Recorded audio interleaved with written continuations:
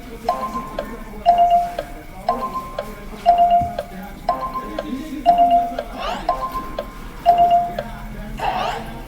Guru Kebanggaan Indonesia, selamat datang pada pelatihan penalaran logis dalam berpikir kritis.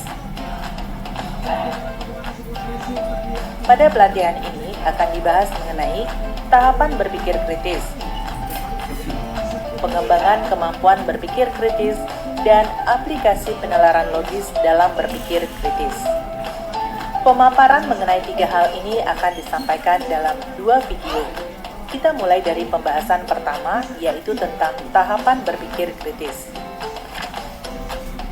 Seperti kita ketahui, kemampuan berpikir kritis merupakan salah satu kompetensi wajib bagi para guru. Oleh karena itu, Anda perlu memahami bagaimana caranya agar Anda dapat berpikir secara kritis dengan baik.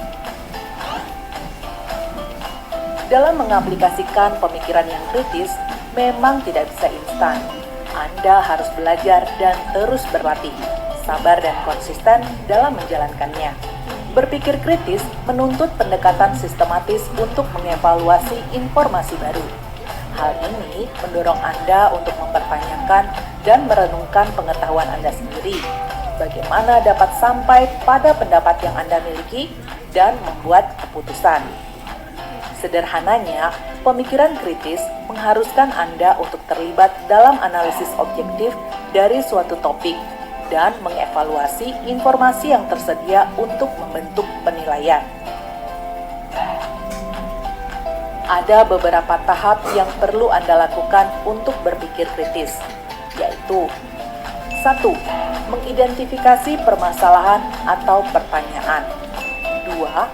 Pengumpulan informasi baik berupa data, pendapat, dan argumen. 3. Menerapkan informasi yang diperoleh. 4. Pertimbangkan implikasinya. 5. Jelajahi sudut pandang lain. Mari kita bahas tahap demi tahap. Yang pertama adalah mengidentifikasi permasalahan dan menyusun format pertanyaan.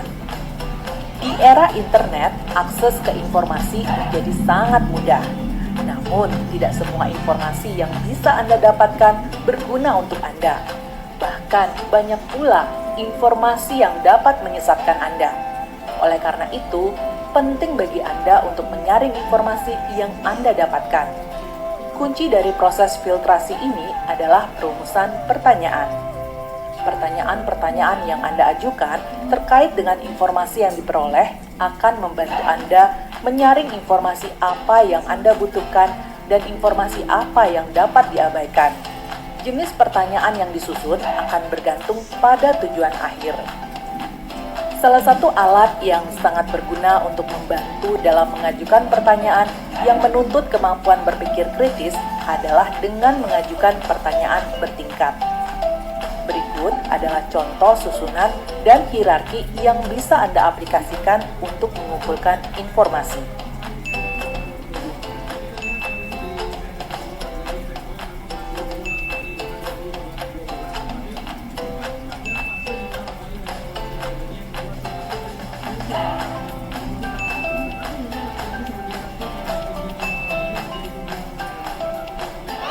Selanjutnya adalah pengumpulan informasi, baik berupa data, pendapat, dan argumen. Setelah pertanyaan didefinisikan dengan jelas, maka proses pengumpulan informasi dimulai.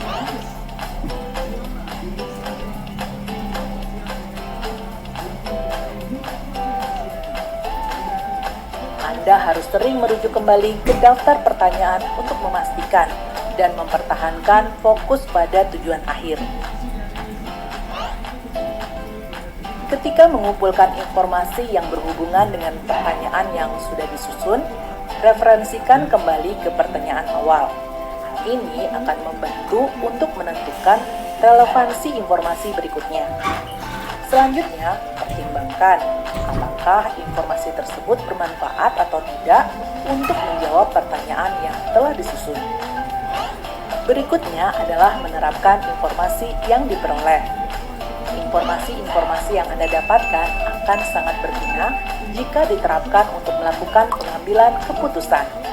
Ketika dihadapkan dengan membuat keputusan, refleksikan informasi yang didapat sehubungan dengan situasi yang dihadapi. Anda harus melihat asumsi apa yang ada dan mengeksplorasi apakah interpretasi Anda tentang masalah ini adalah yang sehat secara logis. Untuk melakukan ini secara efektif, Anda perlu mempertimbangkan efek dari keputusan itu. Selanjutnya, tahap yang keempat adalah pertimbangkan implikasinya. Keputusan yang dianggap baik terkadang dapat menyebabkan konsekuensi negatif yang tidak terduga. Ketika mempertimbangkan jalan atau solusi terhadap suatu tindakan, renungkan secara mendalam semua kemungkinan hasil dari tindakan tersebut, baik secara jangka pendek, menengah, maupun jangka panjang. Konsekuensi yang tidak diinginkan adalah hasil yang tidak terduga dan seringkali dapat membatalkan banyak kebaikan dari keputusan awal. Dan terakhir adalah jelajahi sudut pandang lain. Ini merupakan tempat pengujian akhir dari sebuah opini yang telah diuji dengan pemikiran kritis. Meskipun Anda akan dihadapkan pada ide-ide yang bersaing di awal tahap identifikasi informasi, Anda harus meluangkan waktu untuk mengukur pendapat Anda terhadap sudut pandang yang lain.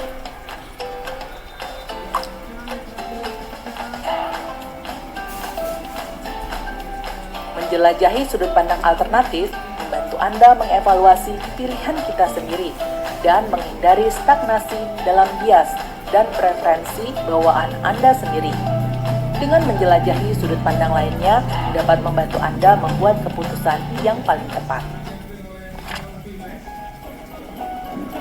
Nah, demikianlah pembahasan mengenai tahapan berpikir kritis. Pada video selanjutnya, kita akan bahas mengenai pengembangan kemampuan berpikir kritis dan aplikasi penalaran logis dalam berpikir kritis. Sampai jumpa dan salam luar biasa.